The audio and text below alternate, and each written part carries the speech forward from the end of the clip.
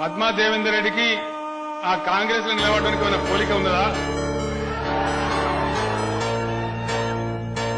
దిష్టి బొమ్మని తెచ్చి పద్మ ఎదురుగా పెడితే ఆయన గెలవాలి, మనం ఓడిపోవన్నా? ఎవరు గెలవాలి? గెలవాలి కదా పక్కా. अब तू गया बेटा, अब तू गया, देख तेरी औकात मैं दिखाता हूँ तुझे, देख. మెదక్ నియోజకవర్గంలో మైనంపల్లి రోహిత్ ఆయన విజయాన్ని సాధించారు. మైనంపల్లి హనుమంతరావు కుమారుడు ఆయన విజయం సాధించిన పరిస్థితి కనిపిస్తుంది. నన్ను చూస్తే ఎంత భయం అవుతుంది తెలుసా? ఇలా ముఖ్యమంత్రి ఇన్ని రోజులు రానోడు రెండు సార్లు వస్తుడు, రెండు సార్లు. మంత్రులు ఎమ్మెల్యేలు ఎవరైనా అందరు నా గురించే మాట్లాడతారు.